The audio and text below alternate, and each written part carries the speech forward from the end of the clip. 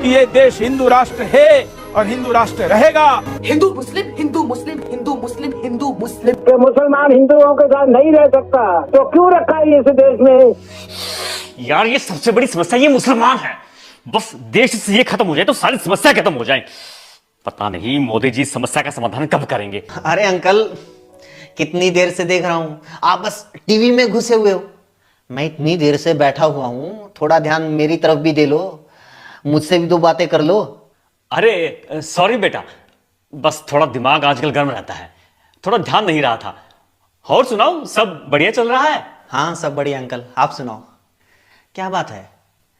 काफी टेंशन में नजर आ रहे हो।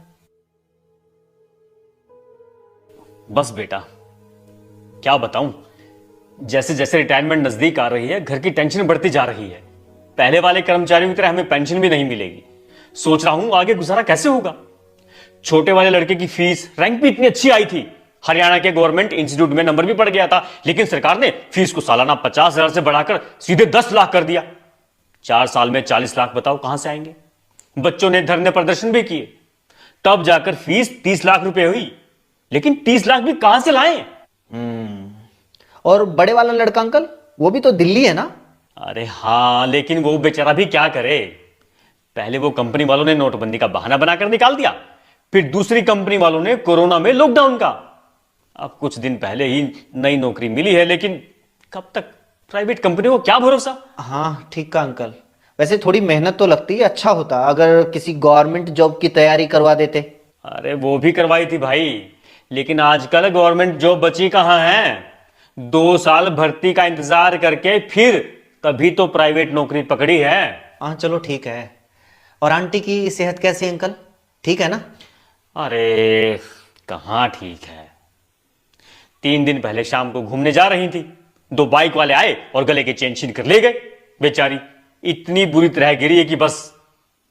क्राइम कितना बढ़ गया है आजकल, पता ही नहीं चलता कब कौन कहां किसको झपट्टा मार दे, किसको गोली मार दे। ऊपर से पुलिस कोई कार्रवाई नहीं कर रही। रिश्वत भी दे चुका हूं, फिर भी अब तक चोर नहीं पकड़े गए। 50,000 रुपए की चेन लेकर भाग गए। कोई बात नहीं अंकल, चेन तो और बन जाएगी, लेकिन आंटी तो अब ठीक है ना? कहां बेटा, बेड रेस्ट पे है आज तक। वो तो पहले से ही शुगर और गठिया की मरीज थी, हर महीने 10,000 रुपए की दवाई आती है। आजकल इलाज करवाना कितना महंगा हो गया है। मैं खुद इस डर से बीमार नहीं होता कि इलाज का रुपया कहां से लाऊंगा।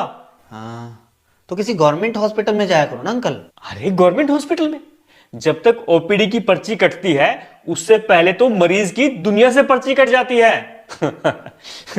गवर्नमेंट हॉस्पिटल, गवर्नमेंट अस्पतालों में अगर फैसिलिटी होती तो हमें क्या शौक था इतने महंगे इलाज करवाने का। सही कहा। आजकल महंगाई इतनी बढ़ गई है कि मार्केट की तरफ मुंह करके सोने का मन भी नहीं करता। पेट्रोल डीजल ही देख लो, कितना महंगा हो गया है। अरे सिर्फ पेट्रोल डीजल क्यों, गैस सिलेंडर, दाल चीनी, सरसों का तेल सब इतने महंगे हो गए हैं कि मैं तो ये सोचकर हैरान हो जाता हूं कि तुम लोग आगे चलकर कैसे काम चलाओगे। तुम लोग अपने बच्चों को कैसे पालोगे। ओ हो।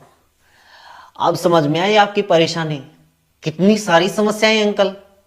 आपके पास पेंशन नहीं है, बच्चों के पास रोजगार नहीं है, एजुकेशन महंगी है, इलाज महंगा है, पेट्रोल डीजल तेल सिलेंडर सब महंगा है, क्राइम बढ़ रहा है, रिश्वतखोरी बढ़ रही है, इतनी सारी समस्याएं हैं। लेकिन इन समस्याओं में मुसलमान तो कहीं नहीं है अंकल। आप तो कह रहे थे कि सारी समस्या ही मुसलमान है।